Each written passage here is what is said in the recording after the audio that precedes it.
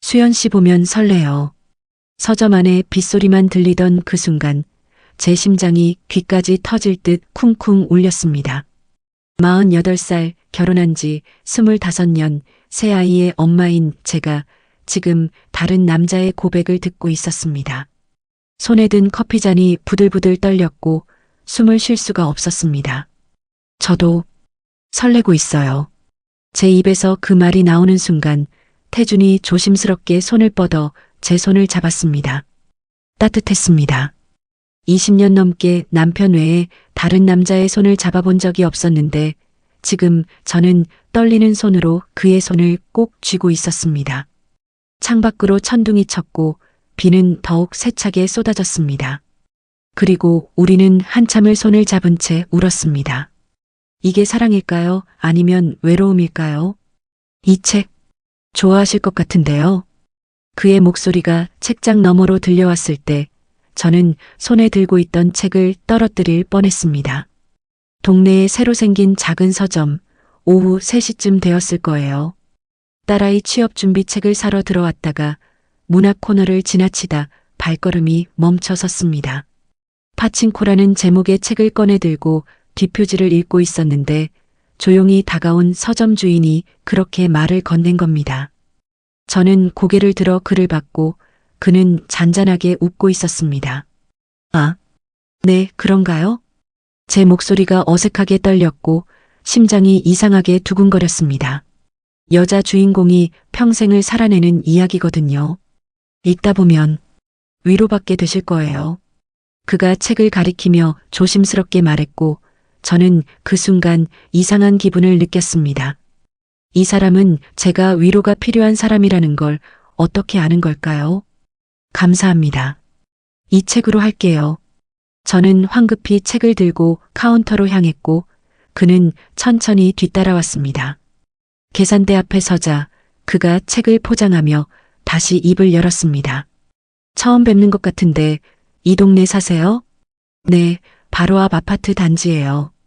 여기 서점 새로 생긴 거 보고 들어왔어요. 아, 그러시구나. 저도 한 달 전에 이사 왔어요. 자주 들러주세요. 그의 말투는 부드러웠고 눈빛은 따뜻했습니다. 저는 그냥 가벼운 인사치레라고 생각하며 고개를 끄덕였습니다. 네, 그럴게요. 책을 받아들고 서점 문을 나섰는데 뒤에서 그의 목소리가 한 번 더 들려왔습니다. 비 올 것 같으니까 우산 챙기세요. 저는 뒤돌아보지 않고 손만 흔들었지만 얼굴이 화끈거렸습니다.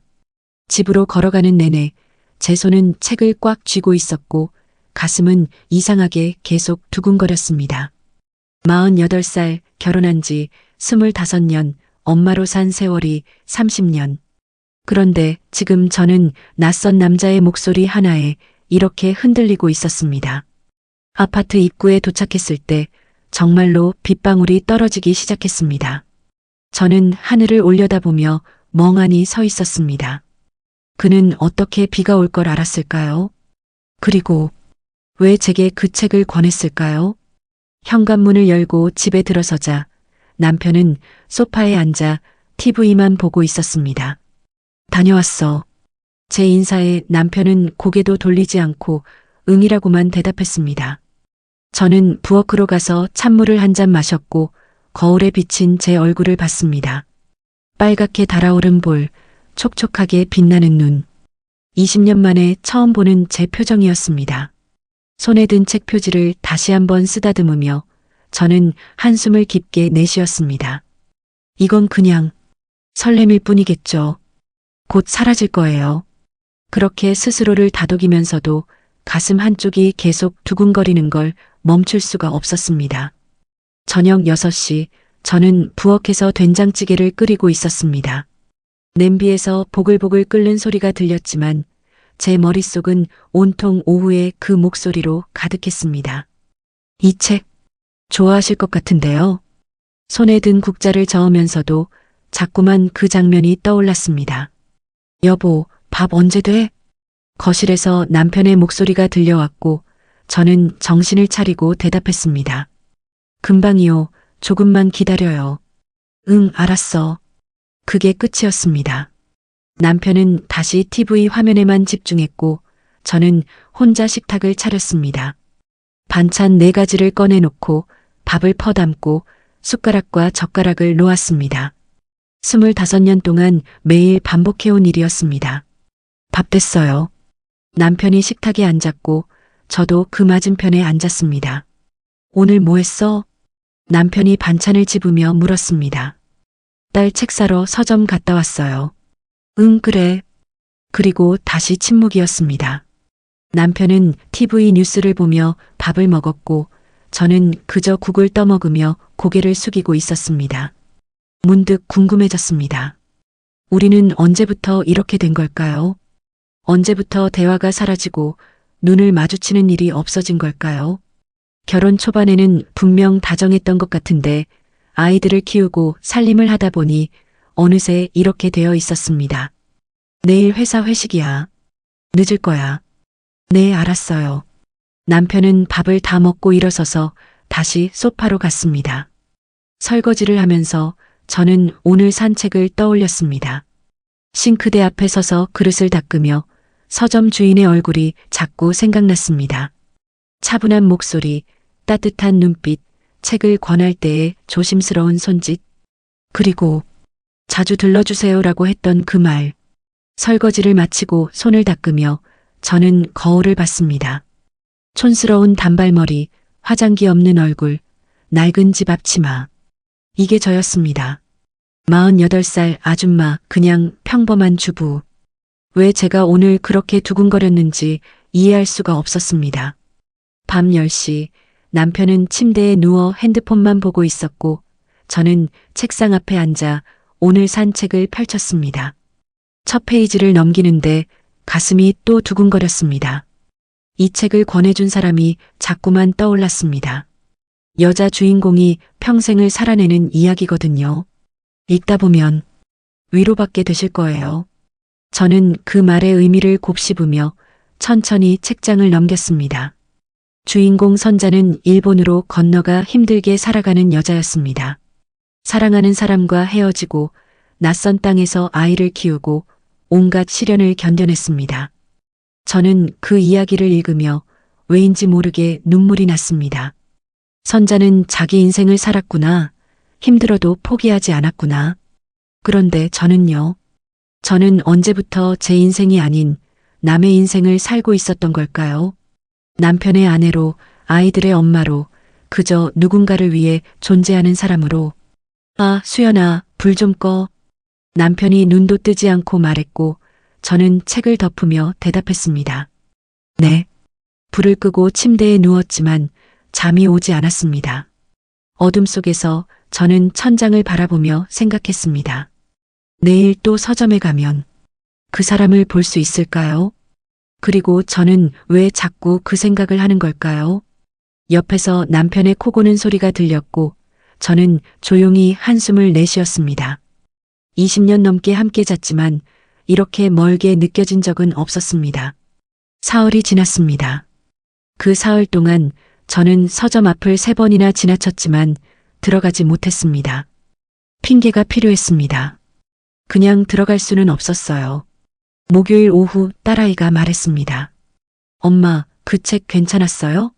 제 책 말고 엄마가 읽을 책도 하나 더 사오지 그랬어요. 순간 가슴이 두근거렸습니다. 그래, 그럼 엄마가 오늘 한 번 더 가볼까? 네, 엄마도 뭔가 읽으세요. 맨날 집에만 계시지 말고요. 딸의 말에 저는 황급히 고개를 끄덕였습니다. 오후 2시 저는 거울 앞에 섰습니다. 평소보다 조금 더 신경 써서 머리를 빗었고 옷장을 열어 그나마 괜찮은 니트를 꺼내 입었습니다. 립스틱을 바르려다가 멈칫했습니다. 이러는 게 맞나 싶어서요. 하지만 결국 연한 핑크색을 살짝 발랐고 거울 속 제 모습을 보며 한숨을 쉬었습니다. 뭐 하는 거야, 나? 서점 앞에 도착했을 때 저는 유리문 너머로 안을 살짝 들여다봤습니다. 그는 카운터에 앉아 책을 읽고 있었습니다. 저는 심호흡을 한 번 하고 문을 밀고 들어갔습니다. 똑 하고 문 위에 종이 울렸고 그가 고개를 들었습니다. 오셨네요. 그의 얼굴에 미소가 번졌고 저는 어색하게 손을 흔들었습니다. 안녕하세요. 저번에 산책이 좋아서 하나 더 보러 왔어요. 아, 그래요? 다 읽으셨어요? 네, 정말 좋더라고요. 추천해 주셔서 감사했어요. 그가 카운터에서 일어나 제게 다가왔습니다. 다행이네요. 어떤 부분이 제일 기억에 남으셨어요? 갑자기 던져진 질문에 저는 잠시 멈칫했습니다. 선자가 힘든 순간에도 포기하지 않고 자기 방식대로 살아가는 모습이요. 제 대답에 그가 천천히 고개를 끄덕였습니다. 맞아요. 선자는 환경에 휘둘리지 않고 자기 삶의 주인으로 살려고 애썼죠. 그의 목소리에는 진심이 담겨 있었고 저는 그 진지함에 또 한 번 마음이 흔들렸습니다. 그런 책들 더 있을까요? 여자 주인공이 자기 인생을 찾아가는 이야기요. 있죠. 이쪽으로 오세요. 그가 앞장서서 걸어갔고 저는 그를 따라갔습니다. 한국 문학 코너 앞에서 그가 멈춰서서 책 한 권을 꺼냈습니다. 이건 어때요? 82년생 김지영. 많이 알려진 책이긴 한데 혹시 안 읽으셨으면. 아, 그 책은 아직 안 읽었어요. 이 책도 평범한 여자의 이야기예요. 그냥 살아온 날들을 돌아보게 만드는 책이죠. 그가 책을 건네며 말했고 저는 그 책을 받아들었습니다. 손이 스치는 순간 제 심장이 또 두근거렸습니다. 감사합니다. 이것도 재밌게 읽을게요. 천천히 읽으세요. 급할 거 없으니까. 그의 말에 저는 피식 웃음이 났습니다. 급할 거 없다니. 맞는 말이네요. 요즘은 급할 게 하나도 없어요. 아이들 다 크셨어요? 네, 딸은 졸업하고 취업 준비 중이고 아들은 군대 갔어요. 아, 그럼 이제 본인 시간이 생기셨겠네요. 본인 시간. 그 말을 듣는 순간 가슴 한쪽이 뭉클해졌습니다. 30년 동안 한 번도 생각해 본 적 없는 단어였습니다. 그런가요? 저는 뭘 해야 할지 잘 모르겠어요. 제가 솔직하게 말하자 그가 잠시 저를 바라봤습니다. 천천히 찾으시면 돼요. 책 읽으면서 산책하면서 혼자 있는 시간을 즐기다 보면 알게 될 거예요. 그의 목소리는 조용했지만 제 가슴 깊숙이 파고들었습니다. 저는 고개를 끄덕이며 책을 꼭 안았습니다. 계산을 하러 카운터로 가는데 그가 물었습니다. 혹시 커피 좋아하세요? 네. 아, 네. 좋아하는데요. 저기 안쪽에 작은 공간 있거든요. 거기서 커피 마시면서 책 읽으셔도 돼요. 조용해요. 그가 서점 안쪽을 가리켰고 저는 그쪽을 봤습니다. 작은 테이블 2개와 의자가 놓인 아늑한 공간이 보였습니다. 아, 감사합니다. 다음에 그렇게 할게요. 언제든지요. 손님 별로 없으니까 편하게 계셔도 돼요. 계산을 마치고 책을 받아들고 저는 문을 나서려다 멈칫했습니다. 저기, 성함이 어떻게 되세요? 제 질문에 그가 잠시 놀란 표정을 짓더니 곧 웃으며 대답했습니다. 강태준이요. 그냥 태준이라고 불러주세요. 아, 네. 저는 한수연이에요. 수연 씨, 다음에 또 봬요. 네, 또 올게요.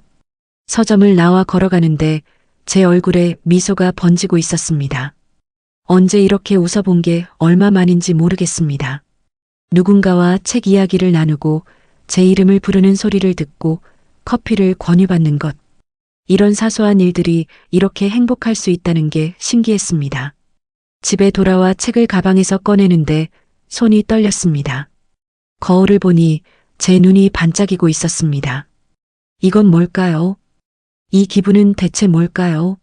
저는 책을 가슴에 안고 천천히 눈을 감았습니다. 일주일이 지났습니다.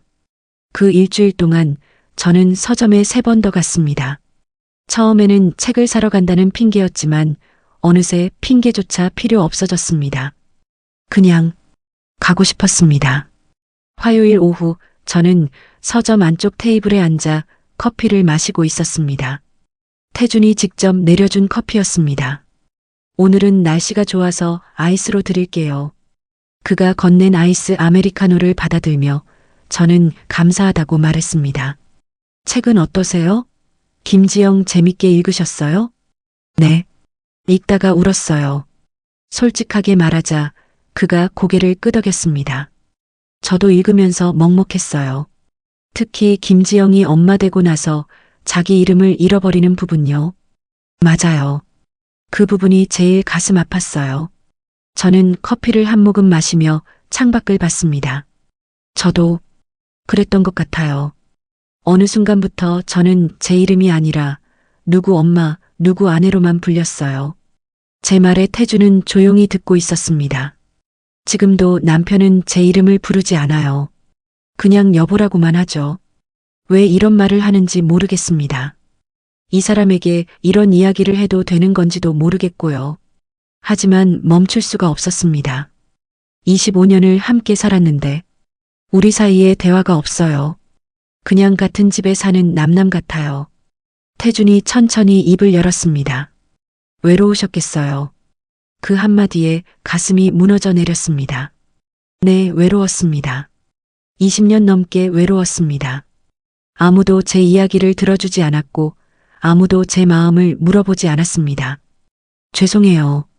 이런 얘기 하려던 게 아니었는데 저는 황급히 고개를 숙였고 눈물이 날 것 같아 눈을 깜빡였습니다. 괜찮아요. 편하게 말씀하세요. 태준의 목소리는 따뜻했습니다. 저도 비슷했어요. 아내를 5년 전에 먼저 보냈는데 마지막 몇 년은 대화가 없었어요. 아, 그러셨구나. 병원에 계실 때 제일 후회한 게 그 사람 말을 제대로 들어주지 않았다는 거였어요. 태준이 창밖을 보며 조용히 말했습니다. 그래서 요즘은 누군가 이야기하면 귀 기울여 들으려고 해요. 너무 늦기 전에요. 저는 그를 바라봤습니다. 슬픈 눈빛 하지만 따뜻한 미소. 이 사람도 아팠구나. 이 사람도 외로웠구나. 수연 씨는 어떤 걸 좋아하세요? 갑자기 던진 질문에 저는 멈칫했습니다. 네. 취미나 하고 싶은 일이나 좋아하는 것들이요. 저는 대답할 수가 없었습니다. 좋아하는 게 뭐였죠? 하고 싶은 게 뭐였죠? 30년 동안 한 번도 생각해 본 적이 없었습니다. 잘 모르겠어요. 제 대답에 태준이 미소를 지었습니다. 그럼 천천히 찾아보세요. 이제부터요. 이제부터요? 네. 늦은 거 아니에요. 지금부터 시작하면 돼요. 그의 말이 가슴에 박혔습니다. 집으로 돌아오는 길, 저는 계속 그 말을 곱씹었습니다. 이제부터, 지금부터 시작하면 돼요. 현관문을 열고 들어서는데 남편이 소파에 앉아 있었습니다. 어디 갔다 와? 응, 산책하고 왔어. 거짓말이었습니다. 처음으로 남편에게 거짓말을 했습니다. 저녁 뭐 먹지? 냉장고에 반찬 있어. 데워 먹어. 응. 남편은 다시 TV만 봤고 저는 방으로 들어가 문을 닫았습니다. 거울 앞에 섰습니다. 오늘따라 제 얼굴이 환해 보였습니다. 눈에 생기가 돌고 입가에 미소가 번지고 있었습니다. 하지만 동시에 두려웠습니다. 이게 맞는 걸까요? 저는 지금 뭘 하고 있는 걸까요? 결혼한 여자가, 새 아이 엄마가 다른 남자를 만나러 가고 있는 거잖아요. 아니, 만나러 가는 게 아니라 그냥 책 보러 가는 거예요.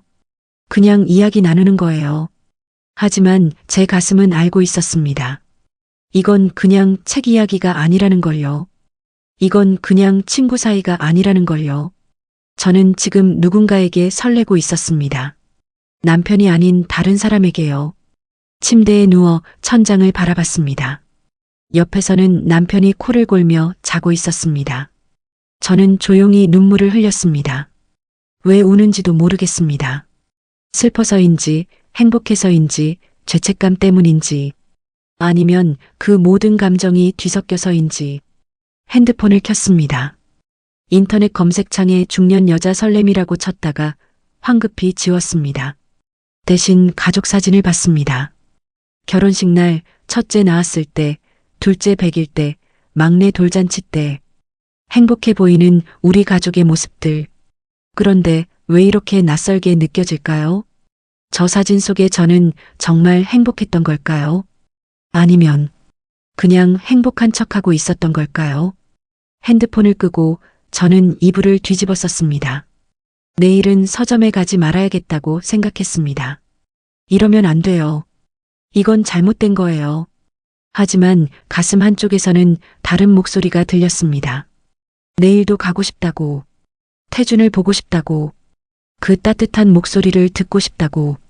저는 베개에 얼굴을 묻고 소리 없이 울었습니다. 다음 날 저는 결국 서점에 갔습니다. 가지 말자고 다짐했지만 오후가 되자 발이 저절로 그쪽으로 향했습니다. 어서 오세요. 태준의 목소리가 들렸을 때 제 얼굴에 미소가 번졌습니다. 안녕하세요. 오늘은 일찍 오셨네요. 네.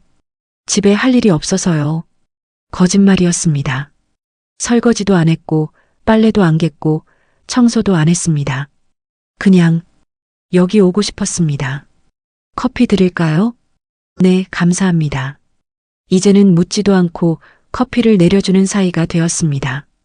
저는 안쪽 테이블에 앉아 가방에서 책을 꺼냈습니다. 태준이 커피를 가져와 앉으며 물었습니다. 오늘은 무슨 책 읽으세요? 어제 산 달러구트 꿈 백화점이요. 따뜻한 이야기래서요. 아, 그 책 좋아요. 힐링되는 책이죠. 태준이 자기 커피를 한 모금 마시며 말했습니다. 저도 힘들 때 그 책 읽으면서 위로받았어요. 언제가 제일 힘드셨어요? 제 질문에 태준이 잠시 망설이다 대답했습니다. 아내가 떠나고 1년쯤 됐을 때요. 혼자 사는 게 너무 외로웠어요. 지금은 괜찮으세요? 지금은 괜찮아요. 태준이 저를 보며 미소 지었습니다.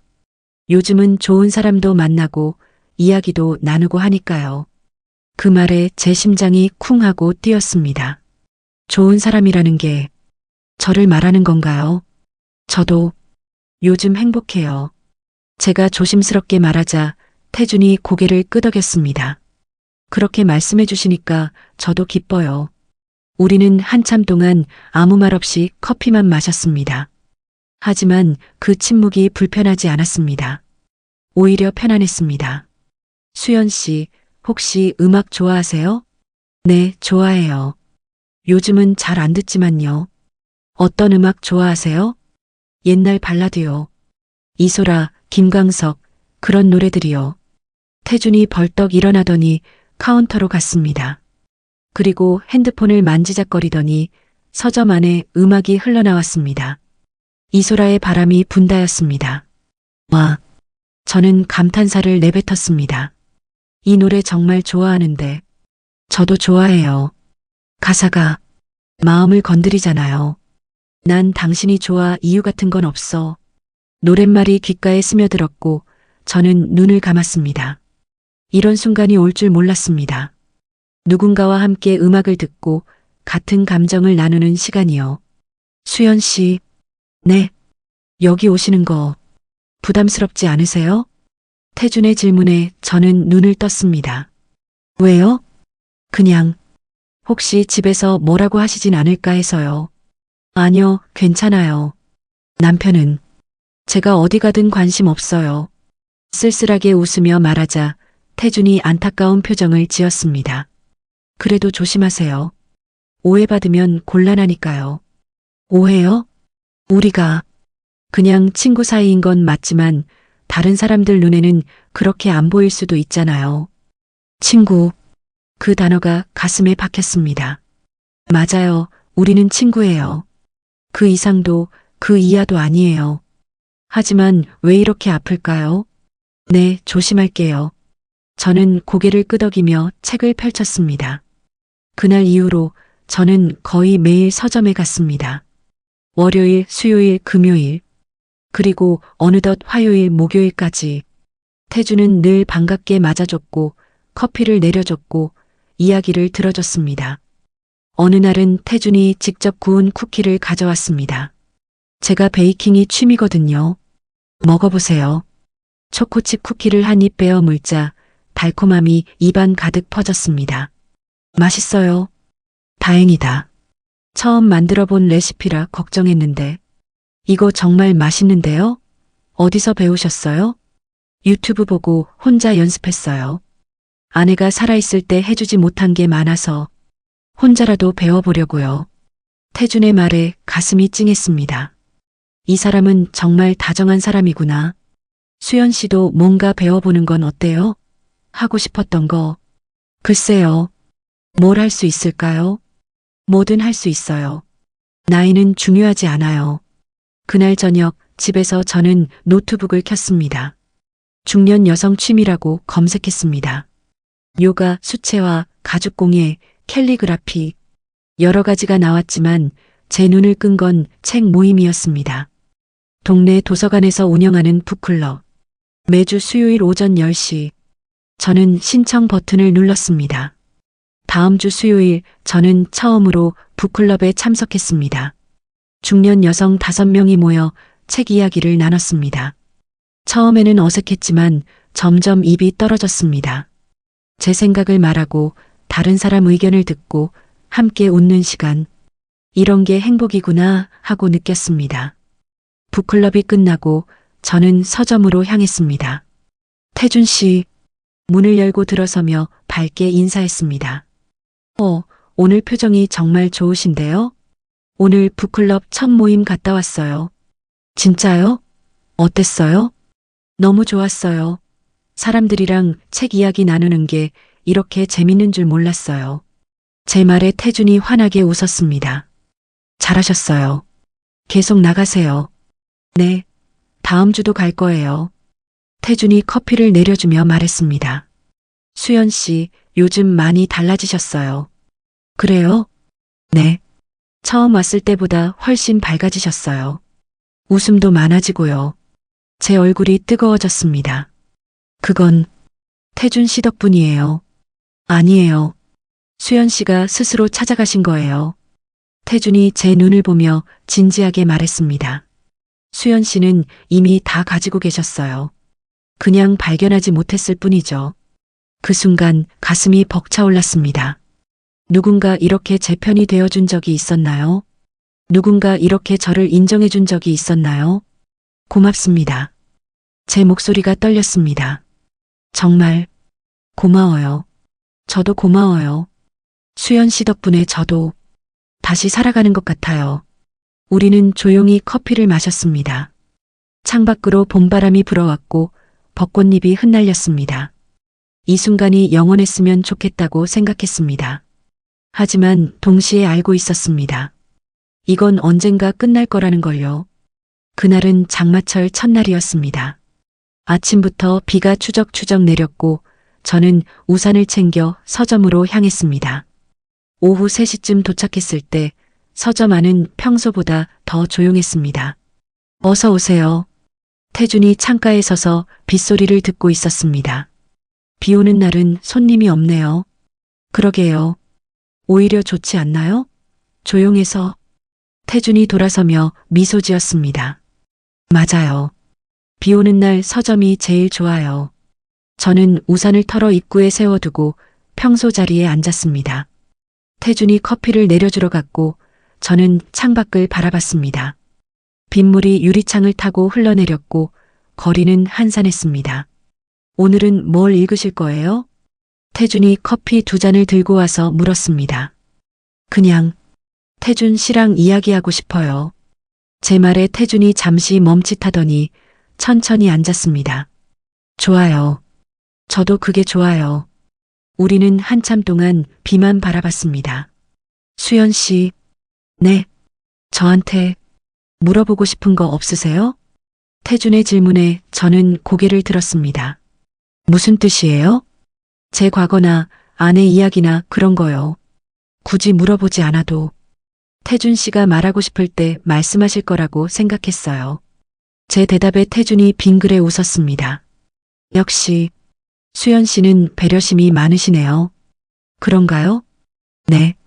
그게 좋아요. 좋다는 말에 제 심장이 두근거렸습니다. 아내는 암이었어요. 췌장암이었는데 발견했을 때는 이미 늦었어요. 태준이 창밖을 보며 조용히 말했습니다. 1년 동안 투병했는데 그 1년이 정말 힘들었어요. 많이 힘드셨겠어요. 그런데 제일 후회되는 건 그 사람이 건강할 때 더 잘해주지 못한 거예요. 태준의 목소리가 떨렸습니다. 저는 회사 일이 바빠서 집에 늦게 들어갔고 주말에도 골프 치러 나갔고 그 사람은 늘 혼자였어요. 태준 씨 잘못이 아니에요. 알아요. 머리로는 알죠. 하지만 가슴은 여전히 미안해요. 저는 태준의 손을 보았습니다. 커피잔을 꽉 쥐고 있는 그 손이 떨리고 있었습니다. 그래서 지금은 후회 없이 살려고 해요. 태준이 저를 똑바로 쳐다봤습니다. 중요한 사람한테는 마음을 전하고 하고 싶은 말은 하고 미루지 않으려고요. 그의 눈빛이 너무 진지해서 저는 숨을 멈췄습니다. 수연 씨, 네, 수연 씨 보면 설레요. 세상이 멈춘 것 같았습니다.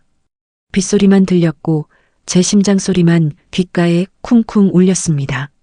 처음에는 그냥 좋은 손님이라고 생각했어요. 그런데 자꾸 생각나고 오시는 시간이 기다려지고 그게 설렘이더라고요. 태준 씨, 저 잘못된 거 알아요. 수연 씨는 결혼하신 분이고 저는 그냥 친구로 지내야 하는데 태준이 고개를 숙였습니다. 하지만 솔직하게 말하고 싶었어요. 숨기면서 만나는 게 더 비겁한 것 같아서요. 저는 아무 말도 할 수가 없었습니다. 가슴이 터질 것 같았습니다.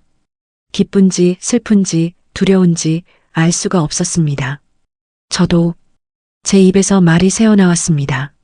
저도 설레고 있어요. 태준이 고개를 들어 저를 봤습니다. 태준 씨 목소리 들으면 가슴이 두근거리고 여기 오는 시간이 제일 행복하고 집에 가기 싫어요. 눈물이 났습니다. 하지만 저는 결혼했어요. 애가 셋이나 있고 25년을 함께 산 남편이 있어요. 알아요. 그런데 왜 이렇게 된 걸까요? 제 목소리가 떨렸습니다. 태준이 조심스럽게 손을 뻗어 제 손을 잡았습니다. 처음으로 우리의 손이 맞닿았습니다. 따뜻했습니다. 미안해요. 힘들게 해서. 아니에요. 저야말로 미안해요. 우리는 한참 동안 손을 잡고 있었습니다. 그리고 천천히 손을 놓았습니다. 우리 어떻게 해야 할까요? 제가 물었고 태준이 깊게 한숨을 쉬었습니다. 잘 모르겠어요. 하지만 후회는 하고 싶지 않아요. 후회요? 이렇게 만난 게 후회가 아니라 만나지 말았어야 했다는 후회요. 태준이 제 눈을 봤습니다. 수연 씨를 만난 건 제 인생에서 가장 좋은 일이에요. 가슴이 무너져 내렸습니다. 저도요. 태준 씨 만난 게 제일 행복해요. 밖에서는 천둥이 쳤고 비가 더 세차게 쏟아졌습니다. 집에 가셔야 할 것 같은데 태준이 창밖을 보며 말했습니다. 비가 너무 많이 와요. 우산 있어요. 제가 데려다 드릴까요? 아니요, 괜찮아요. 저는 자리에서 일어났습니다. 더 있으면 안 될 것 같았습니다. 더 있으면 돌이킬 수 없는 일이 벌어질 것 같았습니다. 조심히 들어가세요. 네. 태준 씨도 문을 나서려는데 태준이 불렀습니다. 수연 씨. 네. 다음에 또 와주세요. 저는 고개만 끄덕이고 서점을 나왔습니다. 우산을 펼쳤지만 비는 이미 제 온몸을 적시고 있었습니다. 걸어가면서 저는 계속 울었습니다. 빗물에 섞여서 아무도 모를 눈물이었습니다. 집에 도착했을 때 저는 흠뻑 젖어 있었습니다. 남편이 소파에서 TV를 보고 있었습니다. 어디 갔다가 이렇게 젖어서 와? 산책하다가 비 맞았어. 우산도 안 챙겨가고 감기 걸리겠다. 남편은 그것뿐이었습니다. 걱정하는 척이었지 진짜 걱정은 아니었습니다. 저는 방으로 들어가 옷을 갈아입고 침대에 누웠습니다. 천장을 보며 오늘 있었던 일을 떠올렸습니다. 수연 씨 보면 설레요. 그 목소리가 계속 귓가에 맴돌았습니다. 저는 이불을 뒤집어 쓰고 소리 없이 울었습니다. 이제 어떡하죠? 이제 어떻게 해야 하죠? 그날 이후 저는 사흘 동안 서점에 가지 않았습니다. 가고 싶었지만 갈 수가 없었습니다. 태준의 고백이 계속 머릿속을 맴돌았고 제 대답이 저를 괴롭혔습니다. 저도 설레고 있어요. 그 말을 했을 때 저는 처음으로 제 마음을 인정한 거였습니다. 하지만 인정한다고 해서 달라지는 건 없었습니다. 저는 여전히 결혼한 여자였고 새 아이의 엄마였으니까요. 금요일 저녁 딸 지우가 저녁 식사 중에 물었습니다. 엄마, 요즘 어디 자주 나가세요? 손에 든 숟가락이 멈칫했습니다. 응? 그냥 산책하고 그러지. 산책이요? 맨날이요? 딸의 목소리에 의심이 섞여 있었습니다. 요즘 표정도 밝아지시고 화장도 하시고 뭔가 달라지신 것 같아요. 그래, 엄마가? 남편이 끼어들었습니다. 나는 모르겠는데 남편은 관심조차 없다는 듯 다시 밥을 먹었습니다. 하지만 딸은 계속 저를 쳐다봤습니다. 엄마 혹시 누구 만나요? 심장이 쿵 하고 내려앉았습니다. 무슨 소리야, 지우야. 엄마가 누굴 만나? 그냥 물어본 거예요. 요즘 엄마가 너무 달라지셔서. 달라진 게 나쁜 거야? 제 목소리가 조금 날카로워졌습니다. 엄마도 사람이야. 30년 동안 너희들만 키우다가 이제 좀 나를 위해 사는 게 이상해? 딸이 깜짝 놀란 표정을 지었습니다. 아니, 그런 뜻이 아니었어요. 알았어. 밥 먹어. 저는 더 이상 대화하고 싶지 않아서 자리에서 일어났습니다. 설거지를 하는데 손이 떨렸습니다. 딸이 눈치챈 걸까요? 제가 그렇게 티가 났나요? 밤에 잠이 오지 않아 핸드폰을 켰습니다. 태준에게서 문자가 와 있었습니다. 괜찮으세요? 요즘 안 오셔서 걱정돼요. 가슴이 뜨거워졌습니다. 저는 한참을 망설이다가 답장을 보냈습니다. 미안해요. 조금 생각할 시간이 필요해서요. 금방 답장이 왔습니다. 천천히 생각하세요. 제가 부담드린 것 같아 죄송해요. 아니에요. 태준 씨 잘못 없어요. 그래도 미안해요. 수연 씨가 힘들어하는 게 제일 싫어요. 저는 눈물을 닦으며 답장을 보냈습니다. 조금만 시간 주세요. 정리하고 연락할게요. 네. 기다릴게요. 핸드폰을 끄고 저는 천장을 바라봤습니다. 옆에서 남편이 코를 골며 자고 있었습니다.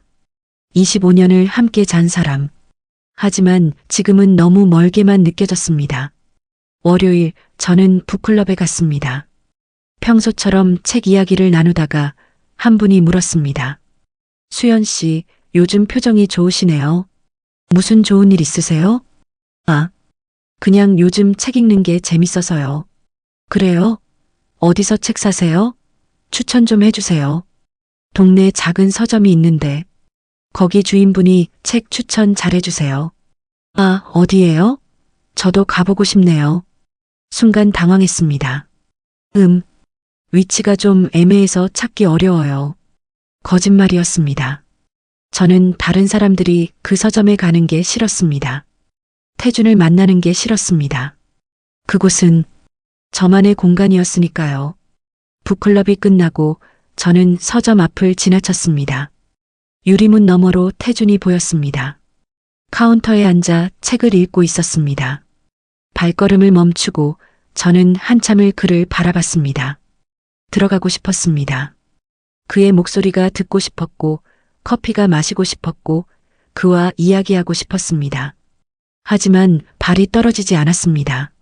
그때 누군가 제 옆을 지나쳤습니다. 같은 아파트 단지에 사는 아주머니였습니다. 어머, 수연 씨? 아, 안녕하세요.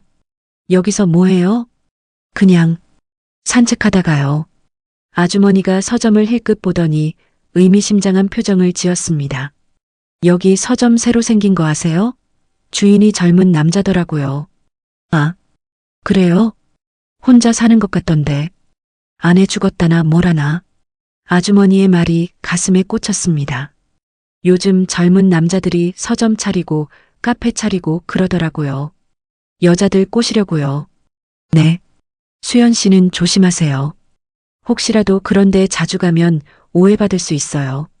아주머니가 웃으며 지나갔고 저는 그 자리에 서 있었습니다. 오해. 맞는 말이었습니다. 저는 지금 오해받을 만한 일을 하고 있었으니까요. 집으로 돌아오는 길, 저는 계속 생각했습니다. 이대로 계속 태준을 만나면 어떻게 될까요? 동네 사람들 입에 오르내리고 소문이 퍼지고 결국 남편이 알게 되고 그리고 그 다음은요. 가족이 무너지는 거겠죠. 딸이, 아들이, 제 인생이 모든 게 무너질 겁니다. 그날 밤 저는 노트북을 켰습니다. 중년 외도 후회라고 검색했습니다. 수많은 사연들이 나왔습니다. 가족을 잃고 후회하는 사람들, 이혼하고 혼자 남은 사람들, 자식들에게 연락도 받지 못하는 사람들. 저는 화면을 끄고 거울을 봤습니다. 48살, 주름진 얼굴, 백발이 섞인 머리. 이 나이에 사랑이라니, 이 나이에 설렘이라니, 웃긴 일이었습니다. 하지만 가슴은 거짓말을 하지 않았습니다. 태준을 생각하면 두근거렸고 그의 목소리가 그리웠고 다시 보고 싶었습니다. 핸드폰을 꺼내 태준의 문자를 다시 읽었습니다. 기다릴게요. 저는 답장을 쓰다가 지웠습니다. 뭐라고 말해야 할지 몰랐습니다. 계속 만나고 싶다고 할까요? 아니면 이제 그만 만나자고 할까요?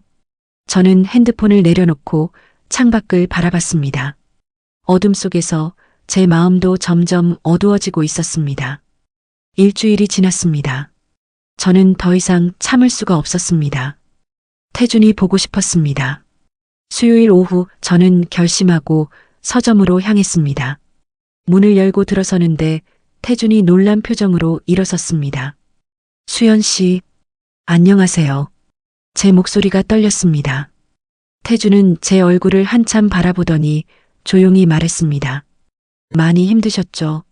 그 한마디에 눈물이 날 뻔했습니다. 네, 힘들었어요. 앉으세요. 커피 드릴게요. 평소처럼 안쪽 테이블에 앉았고 태준이 커피를 내려왔습니다. 하지만 분위기가 달랐습니다. 무거웠습니다. 미안해요. 연락도 안 하고. 아니에요. 괜찮아요. 태준이 제 맞은편에 앉으며 말했습니다.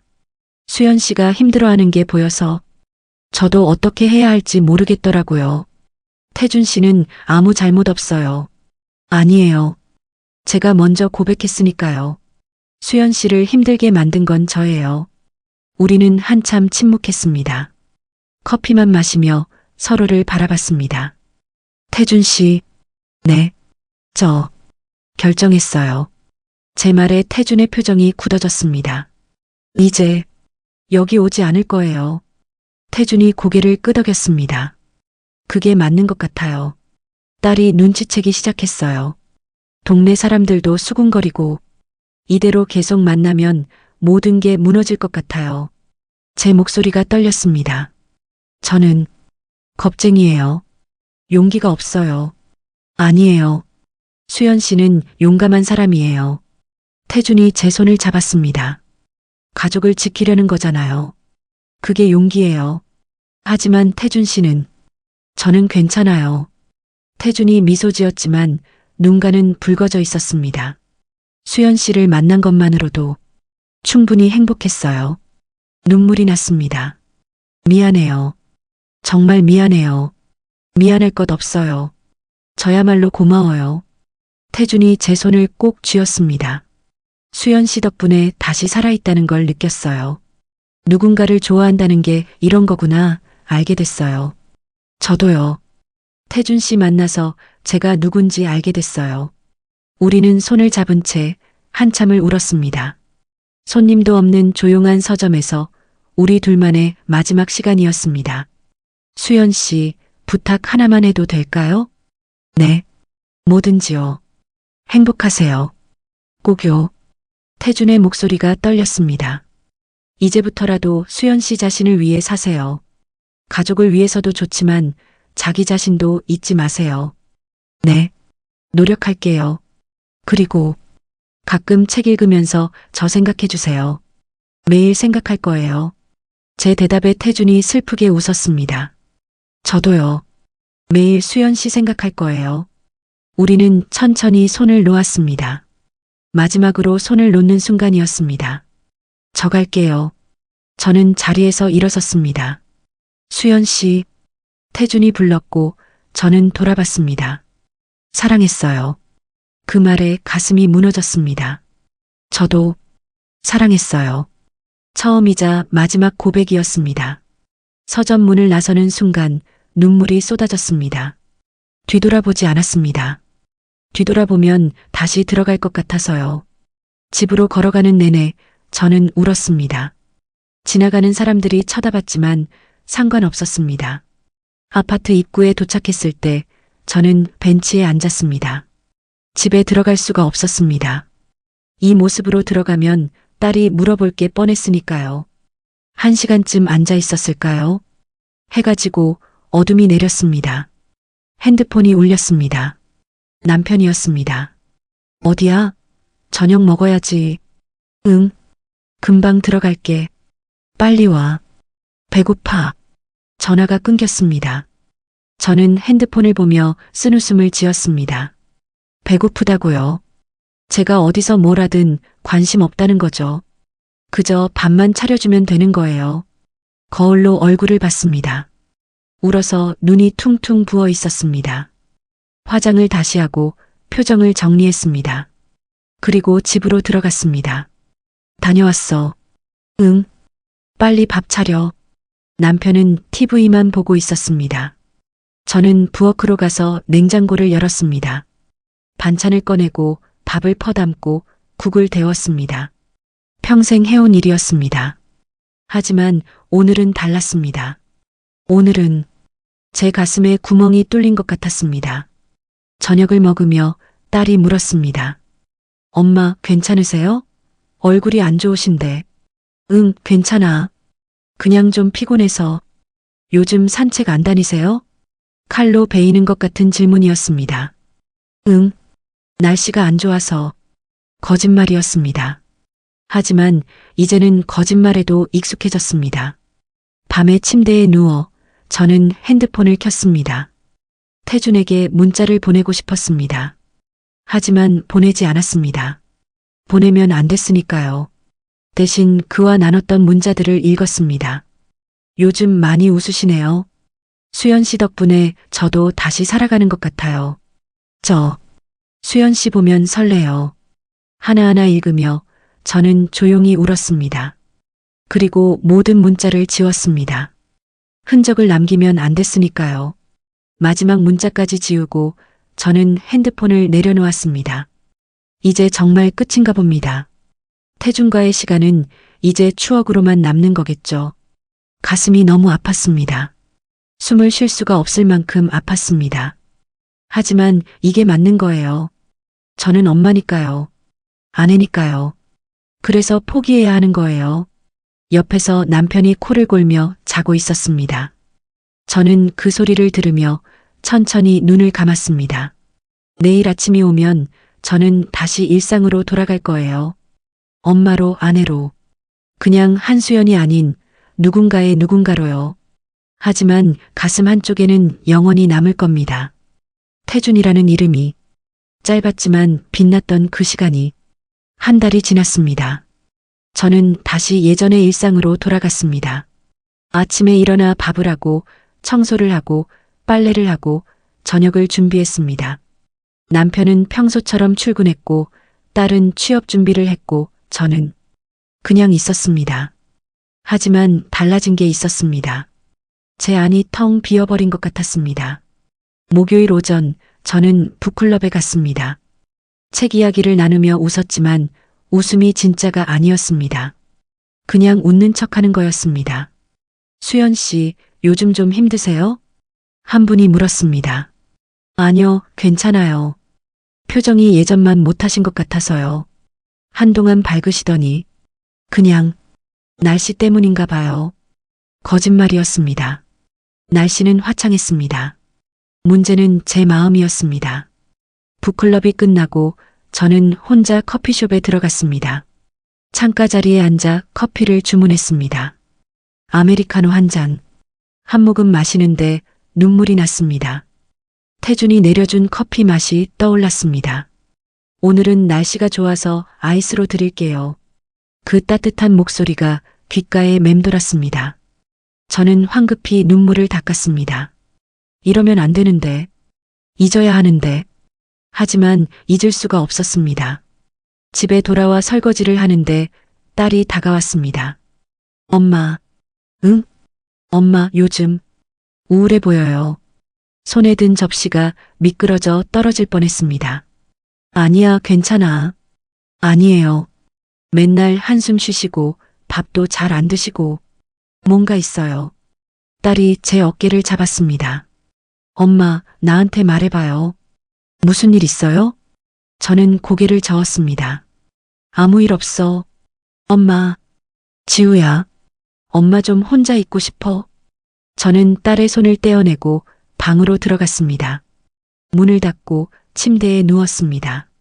천장을 보며 저는 생각했습니다. 저는 왜 이렇게 살고 있을까요?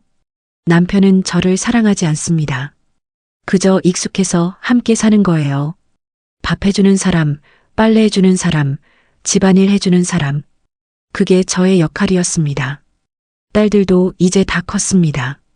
제가 필요한 게 아니라 제가 해주는 것들이 필요한 거예요. 그럼 저는요? 저는 뭘 위해 사는 걸까요?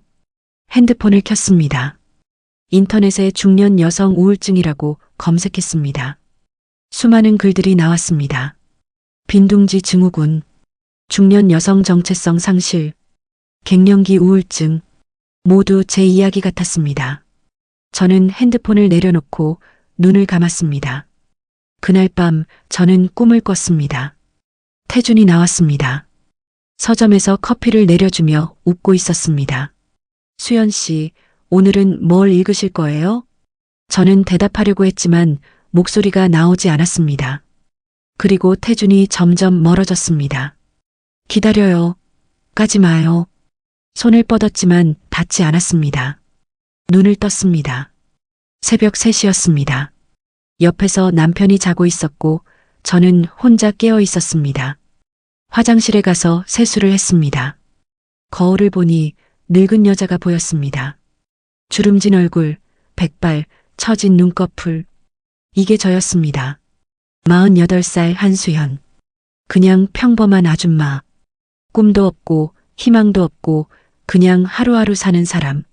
거울 속 제 눈을 보며 저는 물었습니다. 너는 행복해? 대답이 없었습니다. 너는 뭘 원해? 역시 대답이 없었습니다. 저는 거울에서 눈을 떼고 침대로 돌아갔습니다. 다음 주 월요일 저는 동네를 산책했습니다. 무심코 걷다가 서점 앞에 서 있었습니다. 발이 저절로 이곳으로 온 거였습니다. 유리문 너머로 안을 들여다봤습니다. 태주는 카운터에 앉아 책을 읽고 있었습니다. 한 달 만에 보는 모습이었습니다. 야윈 것 같았습니다. 얼굴이 좀 더 수척해진 것 같았습니다. 제 가슴이 아팠습니다. 들어가고 싶었습니다. 문을 열고 그에게 달려가고 안기고 싶었습니다. 하지만 할 수 없었습니다. 저는 천천히 돌아섰습니다. 그때 서점 문이 열렸습니다. 수연 씨, 심장이 멎었습니다. 뒤돌아보니 태준이 서 있었습니다. 오래간만이에요. 네, 오래간만이에요. 어색한 침묵이 흘렀습니다. 지나가다가 그냥 들어오실래요? 아니요, 괜찮아요. 커피라도 한잔하고 가세요. 태준의 목소리가 떨렸습니다. 저는 고개를 저었습니다. 안 돼요. 들어가면 다시 헤어지기 힘들 것 같아서요. 저도요. 태준이 슬프게 웃었습니다. 매일 수연 씨 올까봐 기다렸어요. 근데 안 오시더라고요. 미안해요. 아니에요. 수연 씨가 옳은 선택하신 거예요. 우리는 서로를 바라봤습니다. 1미터도 안 되는 거리였지만 천리보다 먼 것 같았습니다. 잘 지내세요, 태준 씨. 수연 씨도요. 꼭 행복하세요. 저는 고개를 끄덕이고 돌아섰습니다. 한 걸음, 두 걸음 걸어가는데 태준의 목소리가 들렸습니다. 수연 씨, 멈춰 섰지만 뒤돌아보지 않았습니다. 수연 씨는 충분히 멋진 사람이에요. 그거 잊지 마세요. 눈물이 났습니다. 저는 대답하지 않고 계속 걸었습니다. 뒤돌아보면 다시 무너질 것 같아서요. 집에 돌아와 저는 책장을 열었습니다. 태준이 추천해준 책들이 꽂혀 있었습니다. 파친코, 82년생, 김지영, 달러구트 꿈 백화점. 하나씩 꺼내보며 저는 울었습니다. 이 책들 속에 태준이 있었습니다. 그의 목소리가, 그의 미소가, 그의 따뜻함이. 저는 책을 가슴에 안고 한참을 울었습니다. 그날 밤 남편이 물었습니다. 요즘 왜 그래? 맨날 울상이야. 아니, 괜찮아. 갱년기야? 병원 가봐. 병원으로 해결될 문제가 아니었습니다. 제 마음이 아픈 건 약으로 고칠 수 없었습니다. 침대에 누워 저는 천장을 보며 생각했습니다. 이대로 계속 살 수 있을까요? 태준 없이, 저만의 행복 없이 그냥 누군가를 위한 삶만 살 수 있을까요? 대답은 나오지 않았습니다. 다만 가슴 한쪽이 계속 아팠습니다. 그리고 알았습니다. 이 아픔은 쉽게 사라지지 않을 거라는 걸요. 2달이 지났습니다. 봄이 지나고 여름이 왔습니다. 저는 여전히 같은 일상을 살고 있었습니다. 하지만 조금씩 달라지고 있었습니다. 어느 날 아침 저는 거울 앞에 섰습니다. 그리고 오랜만에 제대로 제 얼굴을 봤습니다. 주름은 여전했고 백발도 그대로였습니다. 하지만 눈빛이 달랐습니다. 예전처럼 텅 비어 있지 않았습니다. 한수연, 제 이름을 불러봤습니다. 너는 뭘 원해? 이번에는 대답이 나왔습니다. 살고 싶어? 내 인생을 살고 싶어? 그날 저는 결정했습니다. 오후에 남편이 퇴근하고 저녁을 먹은 후였습니다. 여보, 응? 남편이 TV를 보며 대답했습니다. 우리 이야기 좀 해요. 무슨 이야기? 우리 이야기요. 남편이 처음으로 TV에서 눈을 떼고 저를 봤습니다. 갑자기 왜? 갑자기가 아니에요. 25년 동안 미뤄온 이야기예요. 저는 남편 앞에 앉았습니다. 여보, 우리 언제부터 이렇게 됐어요? 뭐가? 대화도 없고 눈도 안 마주치고 그냥 한 집에 사는 남남처럼요. 남편이 당황한 표정을 지었습니다. 무슨 소리야? 우리 잘 살고 있잖아. 잘 살고 있어요? 정말요? 제 목소리가 떨렸습니다. 여보는 저한테 관심이 없어요. 제가 뭘 좋아하는지, 뭘 원하는지, 어떤 사람인지 아무것도 몰라요. 그게 결혼 생활이 다 그런 거 아니야? 아니에요. 처음으로 목소리를 높였습니다. 결혼 생활이 이래선 안 돼요. 우리 서로 사랑해서 결혼한 거잖아요. 남편이 한숨을 쉬었습니다. 수연아, 나 피곤해. 회사 일도 힘들고 이제 곧 은퇴인데 이런 이야기 하기 싫어. 하기 싫어도 해야 해요. 안 그러면 우리 계속 이렇게 살 거예요. 그럼 어쩌자는 거야? 남편이 짜증 섞인 목소리로 물었습니다. 저는 깊게 숨을 들이쉬었습니다. 저 상담 받고 싶어요. 부부 상담이요. 뭐? 우리 둘이 함께 상담을 받았으면 좋겠어요. 전문가한테 도움받아서 우리 관계를 다시 만들고 싶어요. 남편이 황당하다는 표정을 지었습니다. 그런 거 왜 해? 창피하게. 창피한 게 아니에요. 우리 둘을 위한 거예요. 난 싫어. 왜요? 그냥 싫어.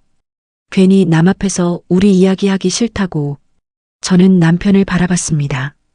변할 생각이 없는 사람이었습니다. 25년 동안 그랬듯이 앞으로도 그럴 사람이었습니다. 알았어요.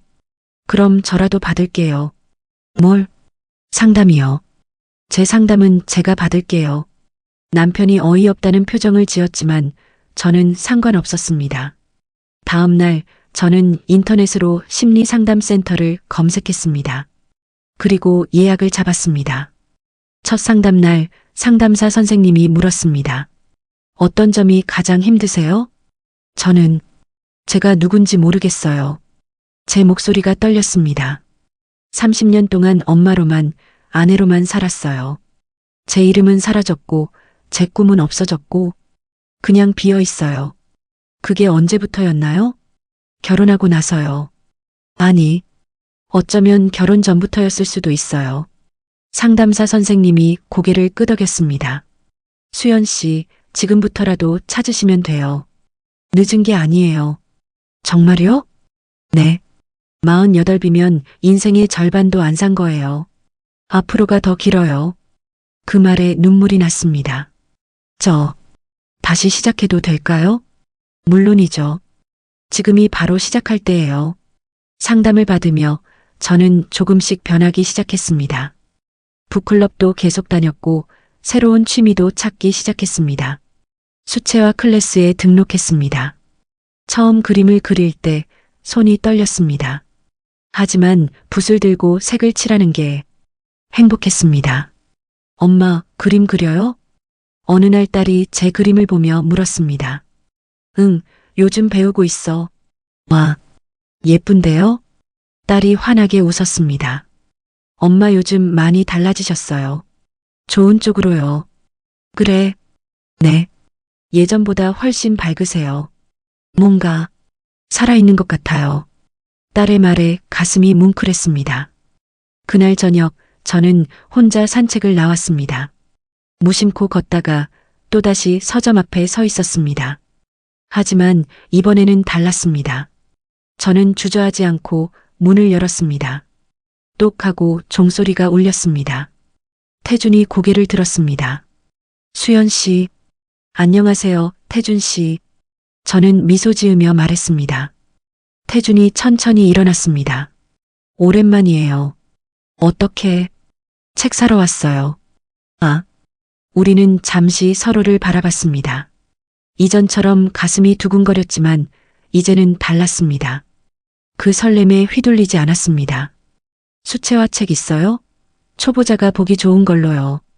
수채화요? 배우세요? 네, 최근에 시작했어요. 태준이 환하게 웃었습니다. 좋네요. 이쪽으로 오세요. 우리는 함께 책 코너로 갔습니다. 태준이 책 몇 권을 골라줬고 저는 그 중 하나를 골랐습니다. 계산대로 가면서 태준이 물었습니다.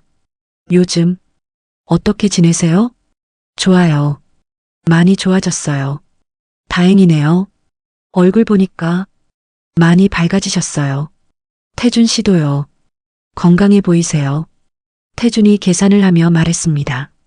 저도 요즘 괜찮아요. 새로운 사람들도 만나고 책 모임도 만들었어요.